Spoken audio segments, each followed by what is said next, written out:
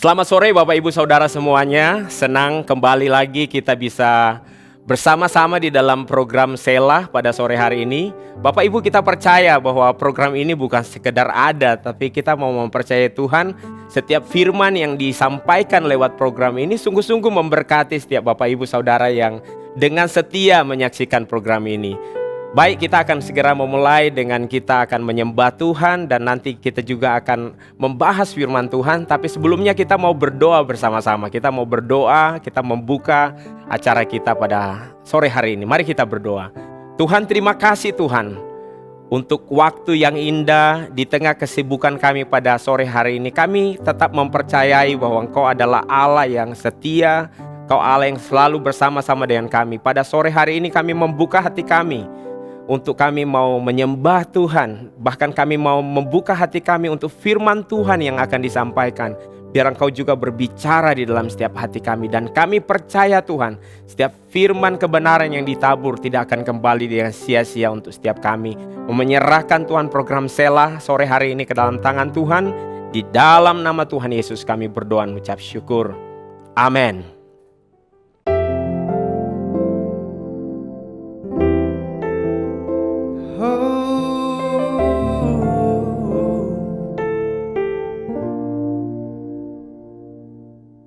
Bapa, Kau setia,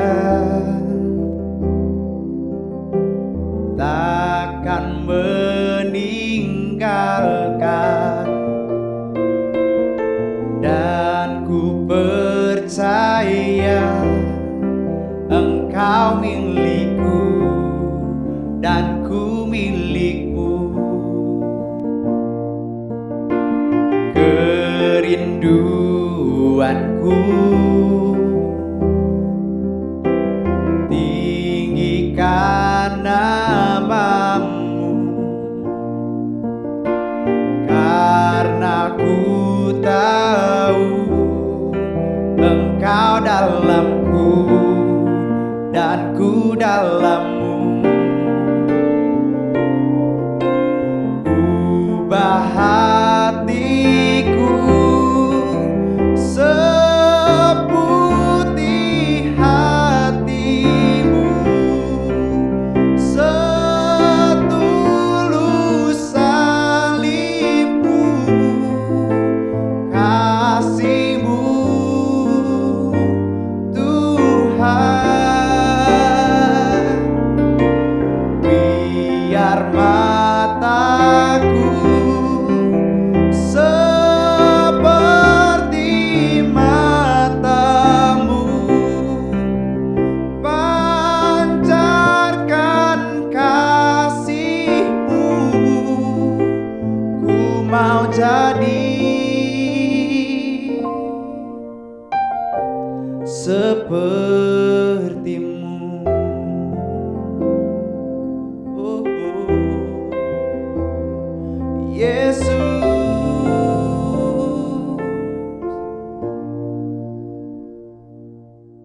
Bapa, Kau setia,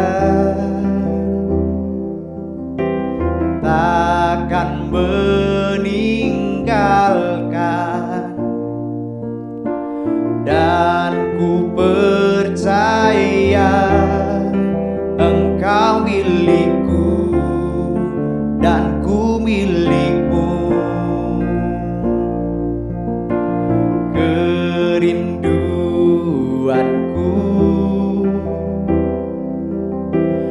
tinggikan namamu, karena ku tahu Engkau dalamku dan ku dalammu. Ubah hatiku seputih hatimu, setulus salibmu, kasihmu Tuhan.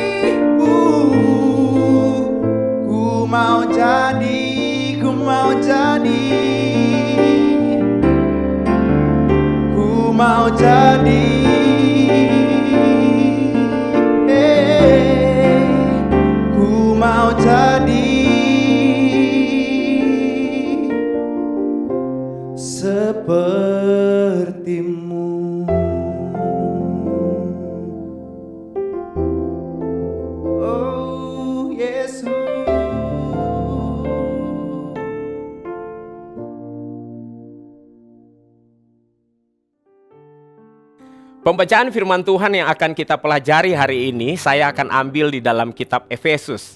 Bapak, Ibu, Saudara, Saudari yang terkasih dalam Tuhan, perlu kita ketahui bahwa kitab Efesus itu adalah salah satu surat Rasul Paulus yang dia tulis di penjara. Selain kitab Kolose, Filipi, dan juga Filemon, yang sering juga para teolog mengatakan bahwa ini adalah surat-surat penjara. Ya, Bapak Ibu, dan sebagai orang percaya, sudah seharusnya kita pun mempercayai bahwa apa yang disampaikan atau apa yang dinasehatkan oleh Rasul Paulus merupakan inspirasi daripada Roh Kudus, yang meskipun pada saat itu ditujukan kepada jemaat di Efesus, tapi bisa menjadi pembelajaran bagi setiap kita yang hidup saat ini sebagai gereja Tuhan di tengah dunia pada saat ini. Dan hari ini kita akan membahas apa yang dikatakan dalam Efesus 4 ayat 1 dan ayat yang kedua. Firman Tuhan berkata demikian. Efesus 4 ayat 1 dan ayat 2. Sebab itu aku menasihatkan kamu, aku orang yang dipenjarakan karena Tuhan, supaya hidupmu sebagai orang-orang yang telah dipanggil berpadanan dengan panggilan itu.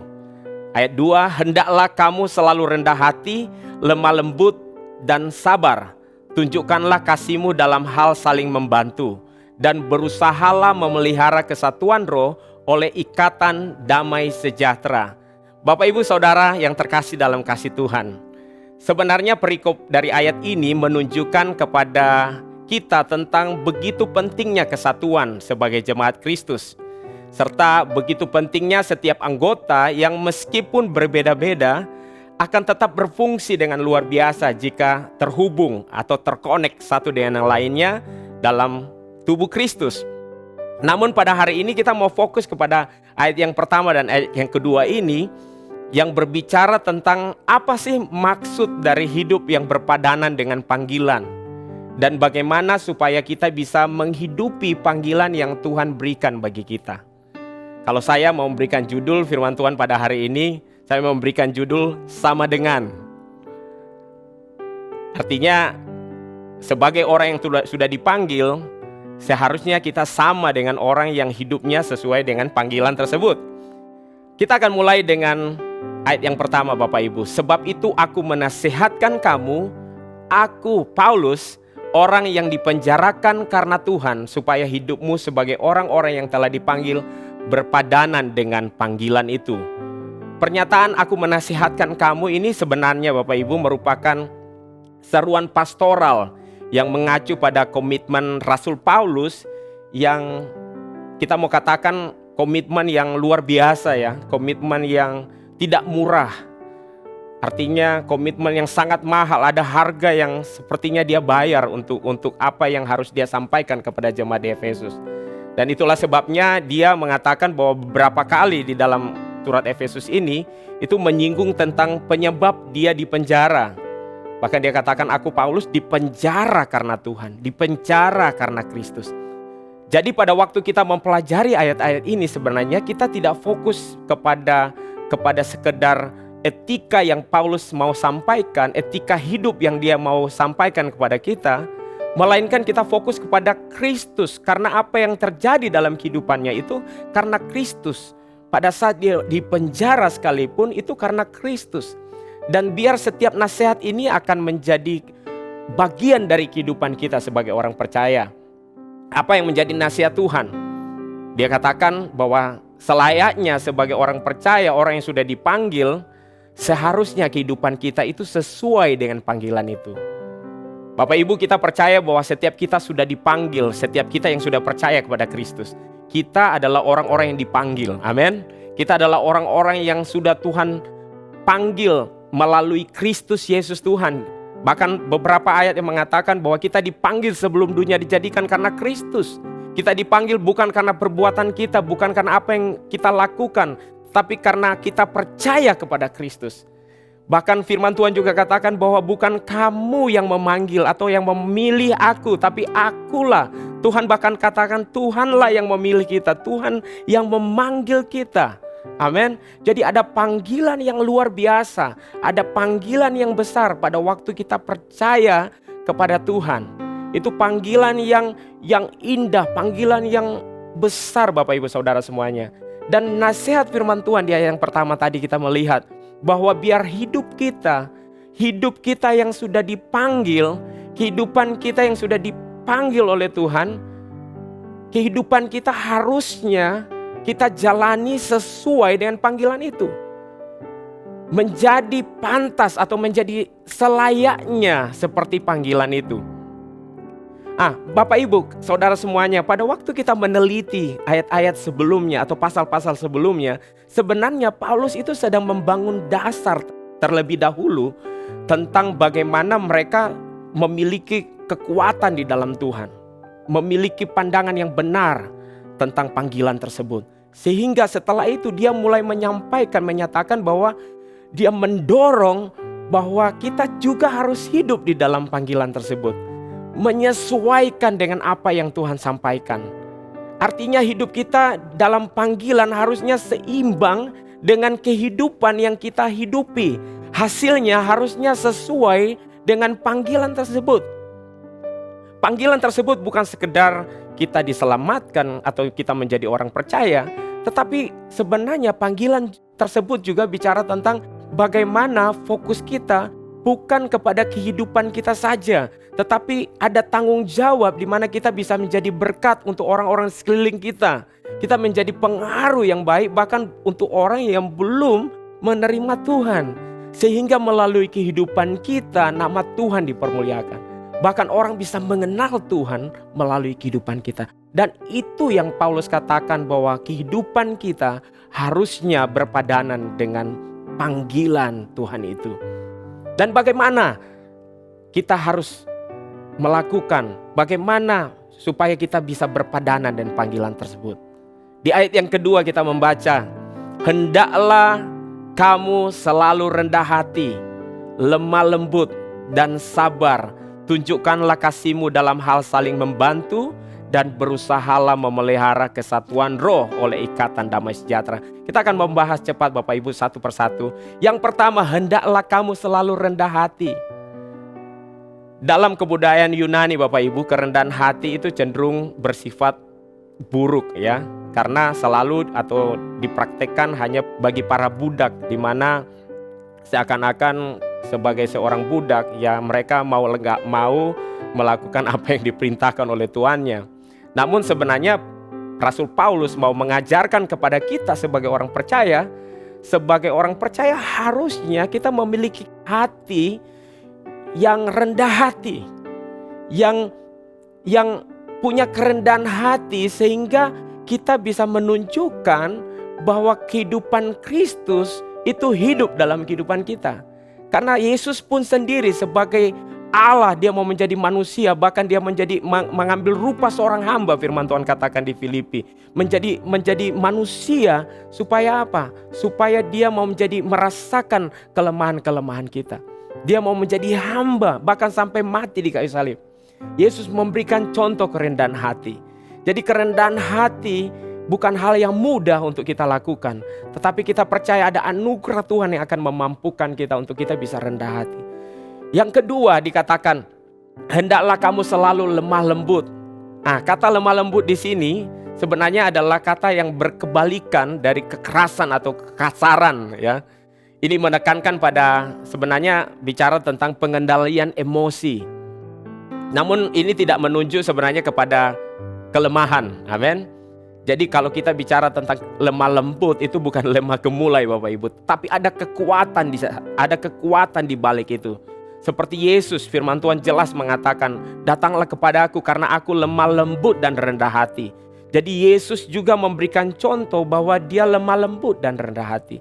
Dia lemah lembut artinya dia memiliki pengandalian emosi yang kita bisa belajar. Sehingga dalam kehidupan kita sehari-hari kita tidak mudah marah, kita bahkan tidak mudah emosi, kita tidak mudah terbawa situasi di sekeliling kita yang berusaha untuk menyerang kita, tetapi kita bisa self control. Amin. Karena apa? Karena ada kelemah lembutan di dalam hati kita. Jadi kerendahan hati, kelemah lembutan itu yang kita perlukan. Amin Bapak Ibu Saudara semuanya. Yang ketiga, hendaklah kamu selalu sabar. Kesabaran adalah semangat yang tidak pernah menyerah Bapak Ibu. Artinya untuk kita bertahan bahkan di saat-saat yang sulit. Itu sebabnya pada waktu kita mengekang diri, kita tidak terburu-buru membalas kesalahan orang lain. Itu bicara tentang kita sabar. Ya, banyak hal dalam kehidupan saya Bapak Ibu yang sebenarnya saya tidak sabar. Saya mudah sekali bahkan meledak-ledak, mudah sekali emosi. Tapi dari firman Tuhan saya pun belajar gitu loh, bahwa kita perlu sabar, kita perlu sabar. Bahkan ada orang-orang yang Tuhan memang sengaja tempatkan dalam kehidupan kita, secara pribadi dalam kehidupan kita, yang sebenarnya bisa saja itu adalah alat Tuhan untuk membangkitkan kita, untuk kita bisa sabar. Atau itu adalah tempat Tuhan untuk membawa kita kepada pelajaran supaya kita bisa lebih sabar lagi menghadapi orang lain, menghadapi situasi yang kita hadapi. Amin. Itu yang ketiga. Dan yang keempat, tunjukkanlah kasih-Mu dalam hal saling membantu. Amin. Tidak ada kasih yang tidak dapat dilihat dan dirasakan oleh orang lain. Paulus juga mengatakan bahwa pada waktu kita mencintai orang lain, pada waktu kita mengasihi orang lain, maka ada upaya untuk kita bisa menunjukkan kasih tersebut. Ya, sama halnya dengan iman tanpa perbuatan mati. Saya merasa bahwa tanpa perbuatan kasih pun menjadi sia-sia. Kita nggak bisa mengatakan saya mengasihi kamu, tetapi kita tidak menunjukkan perhatian. Kita tidak menunjukkan perbuatan baik kita kepada orang tersebut. Jadi pada waktu Paulus mengatakan tunjukkanlah kasih-Mu, artinya apa? Ada perbuatan yang keluar dari kehidupan kita untuk kita membantu orang lain, untuk kita menolong bahkan orang-orang yang bisa saja sungkan untuk minta tolong sama kita. Kita bisa, bahkan Tuhan bisa nyatakan di dalam kehidupan kita untuk kita bisa membantu mereka. Itu yang keempat. Dan yang kelima, dan berusahalah memelihara kesatuan roh oleh ikatan damai sejahtera. Kata berusahalah ini sebenarnya bicara tentang sesuatu pada waktu kita melakukan sesuatu dengan tekun. Ya, dengan tekun artinya tidak berhenti, terus apapun situasi yang dihadapi, apapun tantangannya. Pada waktu kita melihat ayat ini dan mengatakan berusahalah memelihara kesatuan roh, itu perlu proses dalam kehidupan kita untuk terus kita bertekun. Amin. Tidak mudah untuk berada dalam kesatuan, tidak mudah untuk terus bersama-sama dalam satu visi, satu tujuan yang Tuhan berikan. Sebagai jemaat kita punya visi yang besar yang Tuhan nyatakan, dan itu akan terjadi. Tapi pada waktu kita bersama-sama bukan hal yang mudah. Tapi dari ayat firman Tuhan yang kita mau belajar bahwa perlu kita memelihara, berusaha untuk memelihara kesatuan roh dan ikatan damai sejahtera. Kita bukan membuat damai sejahtera Bapak Ibu, tetapi Tuhanlah sumber damai sejahtera itu yang memberikan kita kekuatan. Jadi damai sejahtera itu datangnya dari Tuhan dan akan memampukan kita sehingga kita bisa bersama-sama dengan orang-orang yang mungkin berbeda pendapat dengan kita. Orang-orang yang mungkin punya pandangan yang lain, yang sepertinya tidak sama dengan kita. Tetapi pada waktu Tuhan mengatakan untuk kita bisa bersama-sama, maka kita juga akan bisa bersama-sama. Kita akan bisa berjalan bersama-sama. Perlu ada kepedulian. Dan kita mau melihat bahwa pada waktu kita mulai sabar Bapak Ibu, pada waktu kita mulai rendah hati satu dengan yang lain, maka kita percaya, maka kesatuan di dalam konteks kita sebagai gereja bahkan itu akan terus terjadi. Dan firman Tuhan katakan di mana ada kesatuan, di situ ada kuasa Allah yang akan terus dinyatakan. Jadi Bapak Ibu, pada waktu kita berpadanan dengan panggilan Tuhan kita, panggilan yang Tuhan sudah nyatakan, ada kuasa Allah yang luar biasa yang akan terus Tuhan nyatakan. Saya mau menutup dengan ini Bapak Ibu, bahwa pada waktu kita mempercayai Tuhan sebagai Tuhan yang memanggil kita, maka Dia juga akan terus memperlengkapi kita masuk di dalam panggilan itu. Dan kalau Tuhan katakan melalui Rasul Paulus dalam nasihat-nasihatnya ini, pada waktu kita sabar, pada waktu kita rendah hati satu dengan yang lain, maka kita percaya Bapak Ibu, pada waktu kita dipanggil, pada waktu kita Tuhan kasih panggilan, kita tidak bisa menyelesaikannya sendiri. Kita butuh orang lain, kita butuh bersama-sama. Sehingga pada waktunya, pada waktu kita sampai kepada garis akhir, kita tahu bukan karena kita, tapi karena Tuhan, karena anugerah Tuhan yang memampukan kita. Amin. Dan kita juga bersyukur bukan karena kita, tapi karena ada orang-orang yang bersama-sama dengan kita, yang mensupport kita, yang akan terus mendukung kita. Kita bisa jatuh Bapak Ibu, tapi kita akan terus bangkit. Kita bisa gagal, tapi kita nggak menyerah. Amin. Karena ada juga orang-orang yang akan terus mensupport kita untuk tetap bangkit di dalam Tuhan. Amin. Kita percaya bahwa panggilan Tuhan, panggilan yang besar. Dan mari kita hidup di dalam panggilan itu. Dan biar dunia melihat bahwa ada Kristus dalam kehidupan kita. Amin. Mari kita berdoa Bapak Ibu Saudara semuanya. Mari kita berdoa. Tuhan, terima kasih untuk kebenaran firman-Mu. Kami mengucap syukur untuk nasihat firman Tuhan dalam kehidupan kami. Untuk kami memiliki hidup yang berpadanan dengan panggilan Tuhan. Sama dengan panggilan yang Kau sudah nyatakan bagi kami. Dan dalam aplikasi kehidupan kami sehari-hari, kami mau belajar untuk sabar. Kami mau belajar untuk rendah hati. Kami mau belajar untuk terus bertekun Tuhan. Kami mau belajar untuk terus mengasihi.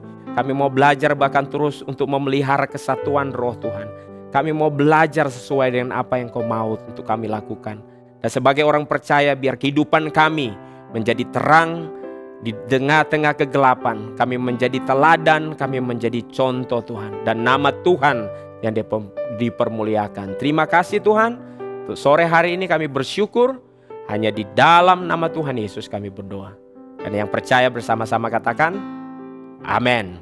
Amin. Tuhan Yesus memberkati kita semua.